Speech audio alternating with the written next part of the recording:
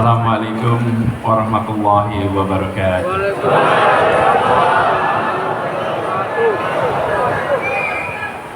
Alhamdulillah wa syukrulillah wa la hawla wa la quwata illa billah. Allahumma sholli ala sayyidina Muhammad wa ala alihi wa ashabihi ajma'in. Rabbi israh li sadri wa yassir li amri wa hlul 'uqdatam min lisani yafqahu qawli. Amma ba'du. Yang kami hormati para alim ulama, para tokoh agama yang hadir bersama di sini, wabil khusus ulama yang sedang bertugas sebagai umarah yang kami hormati, Gubernur Sumatera Barat Bapak Buya Mahyadi Ansarullah. Semoga beliau selalu diberikan kesehatan, dipanjangkan umurnya, dan dimudahkan dalam seluruh kegiatan menjalankan amanah yang sedang diembankan. Yang saya hormati juga Bapak Fadli Amran, Ketua DPW Partai Nasdem, pimpinan PKS, pimpinan PKB, dan seluruh hadirin jamaah sholat tarawih di Masjid Raya Sumatera Barat ini.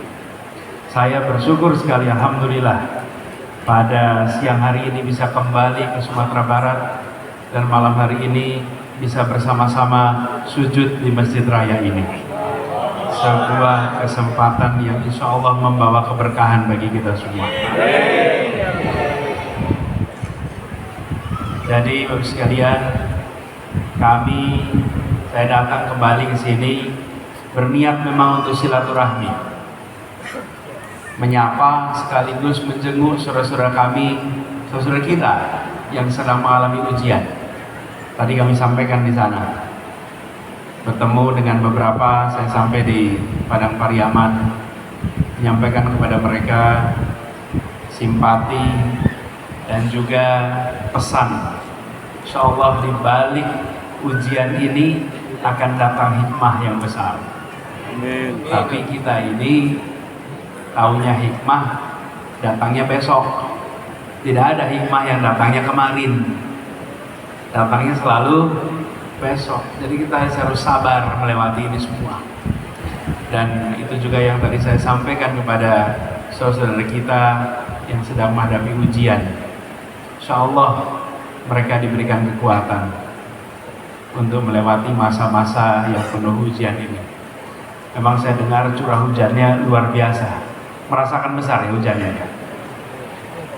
Besar. Saya pernah punya pengalaman seperti ini. Tadi saya tanya Pak Gubernur, berapa curah hujan yang terjadi? Beliau tadi menyampaikan 380 mm per hari.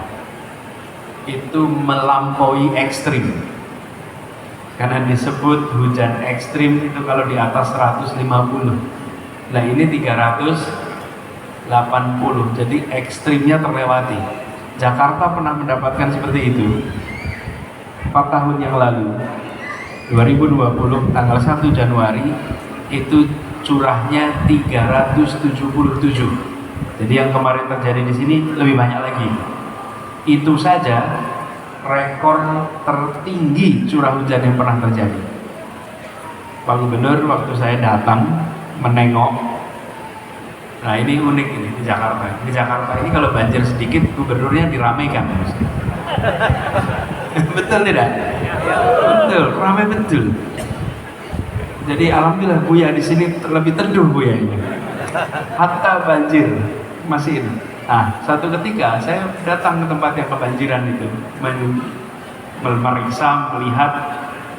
Jadi saya bilang, yang sabar ya Pak, yang sabar Bu, insya Allah nanti dapat gantinya yang lebih baik. Dibalas, Pak Gubernur yang sabar ya. Loh, Bapak yang harus sabar. Jadi kenapa saya yang harus sabar? Pak, kalau banjir di sini mah tiap tahun. Tapi kalau dulu-dulu gubernurnya nggak pernah dicaci. Baru sekarang ini kita banjir, Bapak yang dimarahin. Jadi malah saya ini nasihatin warga, Bapak yang sabar Pak ya. Baru kali itu namanya petugas negara dinasihati sabar oleh rakyat yang sedang kena musibah. Itu pengalaman di Jakarta. Nah, di sini saya menemukan juga tadi sepanjang jalan masyarakat yang tangguh, ulet, tegar, tabah. Ciri masyarakat Minang yang saya temukan juga di Jakarta. Tabah, tangguh, ulet, tak mudah menyerah. Insya Allah mereka semua nanti akan segera bangkit dari ujian yang sedang dilewati sekarang. Amin. Nah, kemudian saya berniat untuk kesini khusus sesudah tanggal 14 kemarin, karena rakyat Minang menunjukkan sikap untuk berada di dalam arus perubahan bagi Republik ini. Kita semua menyaksikan pemilu kali ini ada banyak tekanan, ada banyak saweran. Betul?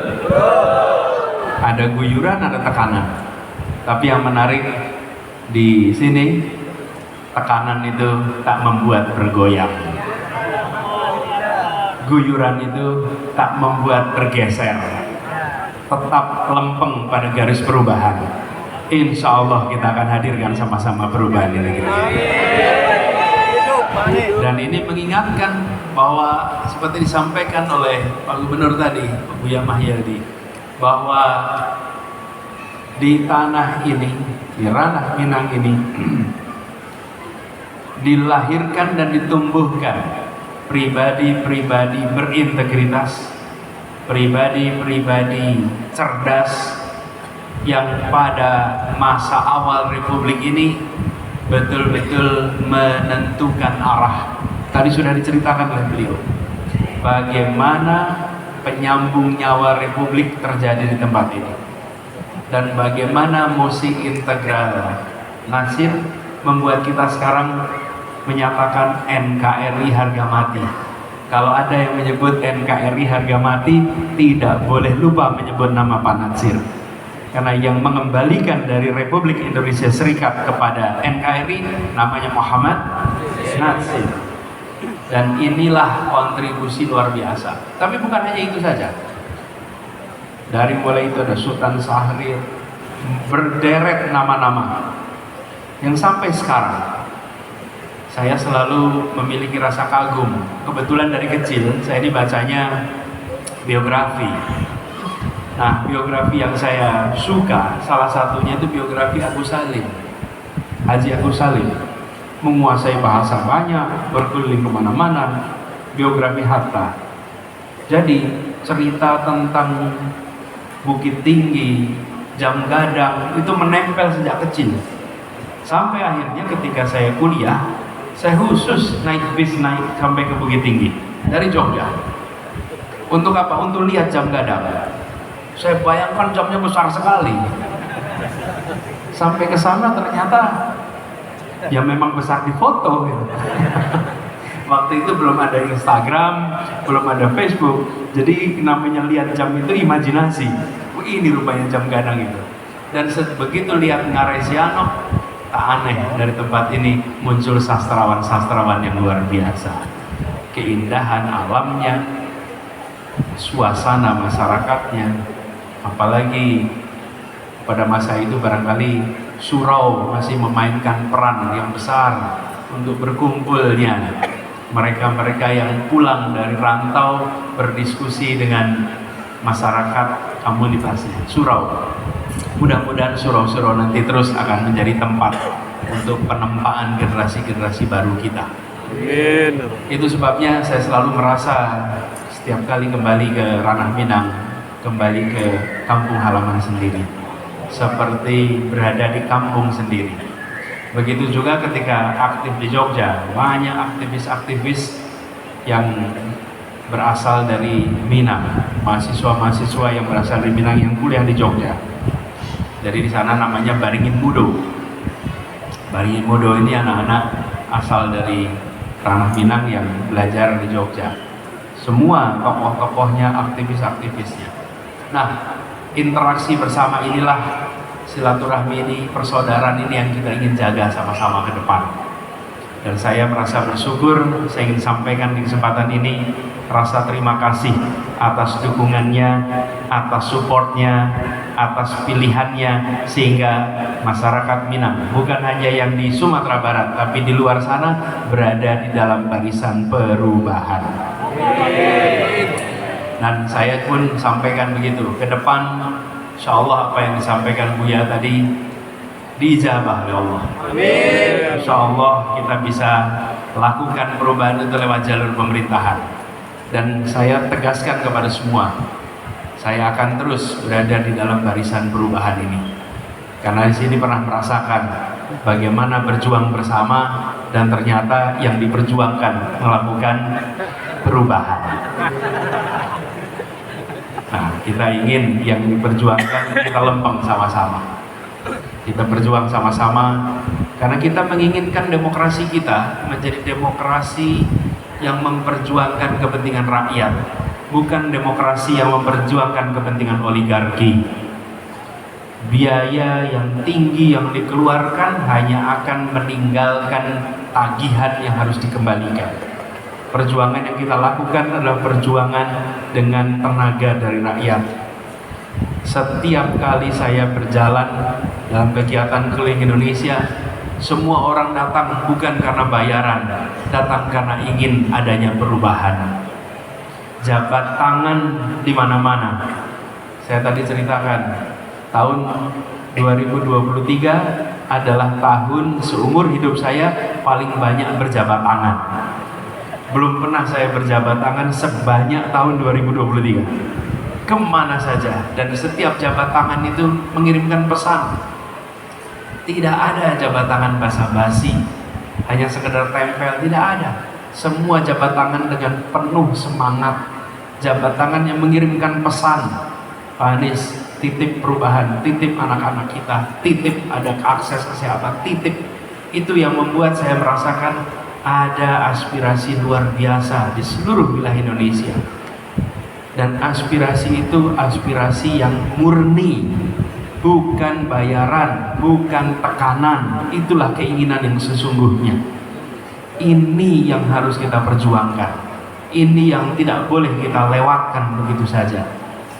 Dan saya sampai bisa merasakan kalau bersalaman, kira-kira profesinya apa ini salaman ini? Dan kalau datang ke kawasan pesisir, akan ketemu begitu salaman, inilah nelayan, ini petani, perangsa, dan mereka sampaikan keinginan-keinginan yang sederhana tapi mendasar. Apa itu? Keinginan supaya tolong yang kecil dibesarkan, karena itu prinsipnya membesarkan yang kecil tanpa mengecilkan yang besar. Kadang-kadang kita maunya melihat pemerintah itu membesarkan yang besar, yang kecil tidak tambah besar. Dan kalau kita bicara membesarkan yang kecil, saudara-saudara kita yang merantau dari sini banyak yang bidang usahanya ukurannya kecil, inginnya menjadi besar. Kalau pemerintah tidak memberikan keberpihakan akan terjadi. Itulah sebabnya perjuangannya harus kita teruskan. Semoga masyarakat di Sumatera Barat ini akan terus menjadi bagian dari gerakan perubahan. Amin. Siap ya, terus menjadi perubahan. Siap. Siap. Kita jalankan sama-sama. Karena itu saya khusus niatkan ke sini untuk menyampaikan kepada semua terima kasih atas kepercayaannya. Dan saya insya Allah akan jaga kepercayaan itu untuk terus mendorong gerakan perubahan untuk Republik Indonesia kita. Dan saya berharap yang di sini pun kita jaga sama-sama, dan ke depan kita pantau hasil akhir nantinya. Kita tahu bahwa proses kemarin masih banyak sekali kekurangan, banyak sekali penyimpangan. Haruskah kekurangan dan penyimpangan itu dibiarkan? Haruskah dilewatkan? Harus dikoreksi, tidak boleh. Karena itulah kita nanti tunggu hasilnya, dari sana kita tentukan langkah ke depan. Tapi yang pasti kita tidak akan membiarkan adanya penyimpangan-penyimpangan melenggang tak ditantang. Penyimpangan harus dikoreksi, penyimpangan harus diperbaiki supaya juga tidak berulang di tahun-tahun yang akan datang. supaya juga ini bukan hanya masalah kemarin, ini soal masa depan, jangan sampai ini terulang. Dan khusus saya menyaksikan di belakang begitu banyak gundukan doang hadir di sini. Terima kasih banyak ibu-ibu yang telah menyempatkan hadir. Insya Allah apa yang dididikkan oleh gundukan doang di ranah Minang ini, pribadi-pribadi berintegritas, generasi-generasi baru pejuang akan terus bermunculan dari tanah ini. Dan insya Allah ke depan ikatan kebersamaan kita makin erat, makin kuat, saling mendoakan. Semoga bukan saja perjuangan kita yang dimudahkan, tapi insya Allah Indonesia yang adil makmur benar-benar bisa tercapai. Amin. Indonesia yang membesarkan yang kecil tanpa mengecilkan yang besar bisa tercapai. Yang menguatkan yang lemah tanpa melemahkan yang kuat benar-benar bisa tercapai. Dan kalau itu terjadi, maka insya Allah kita menjadi negeri yang jauh lebih baik. Sekaligus kita mengkoreksi salah satu masalah terbesar di negeri ini sekarang adalah kembalinya nepotisme. Siapa jadi apa tergantung bapaknya siapa atau pamannya siapa, atau ponakan siapa, atau ini harus dikembalikan. Promosi bukan karena koneksi, tapi promosi karena prestasi.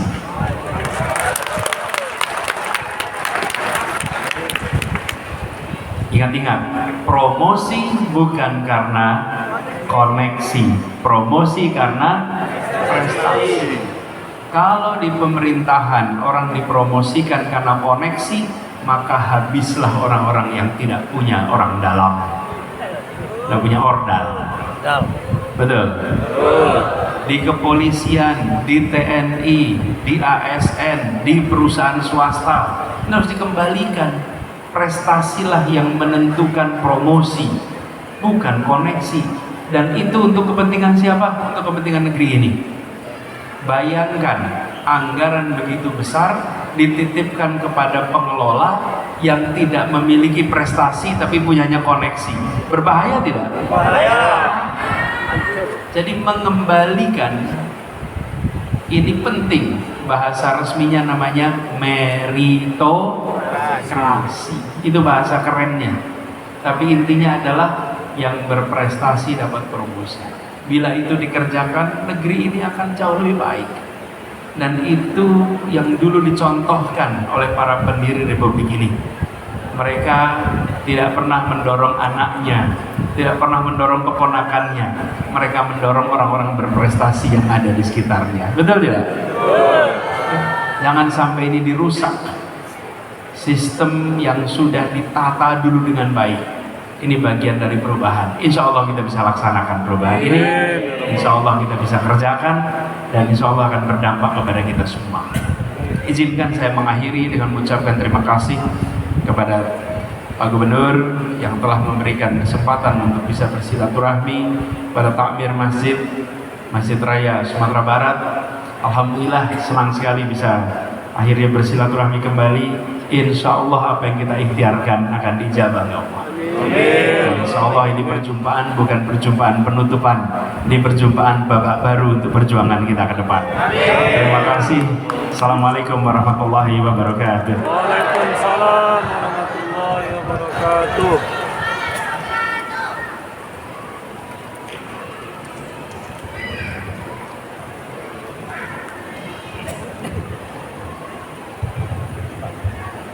Terima kasih kepada Bapak Anies Rashid Baswedan yang sudah memberikan untayan kata-kata yang begitu hebat kepada kita bersama, penuh dengan makna dan penuh dengan pesan yang masih akan menunggu momentum berikutnya.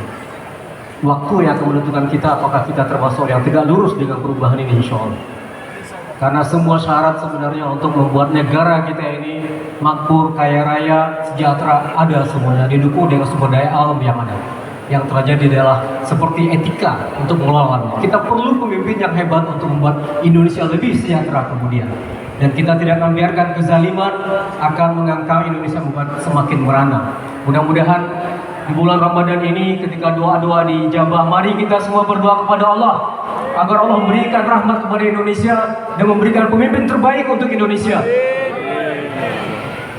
Bapak Ibu sekalian, sebelum kita tutup, kita informasikan Masjid Raya Sumatera Barat untuk Ramadan ini menggelar yang namanya Semarak Ramadan. Maka panitia Semarak Ramadan menggelar beberapa acara seperti sholat tarawih setiap hari, kemudian berbuka bersama atau iftar, dan hari ini kita menyiapkan 500 paket berbuka. Alhamdulillah. Kemudian sebelum berbuka kita mengadakan kajian atau taujih sebelum iftar, yang itu kita sampaikan, kita juga live-kan di medsos, di YouTube dan IG Masjid Raya Sumatera Barat. Kemudian kita juga melakukan pesantren Ramadan, pesantren unggulan untuk SMA di Kota Padang. Kemudian kita 10 hari terakhir kita juga akan mengadakan itikaf Ramadan di 10 hari terakhir. Sebagai catatan untuk tahun Ramadan sebelumnya, di puncak malam Lailatul Qadar barangkali ada 3.000 orang itikaf di Masjid Raya Sumatera Barat ini. Maka kepada jamaah Masjid Raya Sumatera Barat yang hadir hari ini, ya, mari sama-sama kita ringankan tangan kita untuk memberikan infak terbaik kepada Masjid Raya Sumatera Barat agar aktivitas Qiyamul Ramadan berlangsung dengan hikmah dan penuh manfaat untuk masyarakat Sumatera Barat. Demikian barangkali selanjutnya kita akan melaksanakan sholat tarawih yang akan dipimpin oleh imam kita Hafizullah Buya Haji Indra Hadi SIK. Kita sholat dengan 8 rakaat ditambah 3 witir dengan 2 rakaat dan insya Allah akan berlangsung setengah juz setiap harinya. Demikian, Assalamualaikum warahmatullahi wabarakatuh. Waalaikumsalam warahmatullahi wabarakatuh.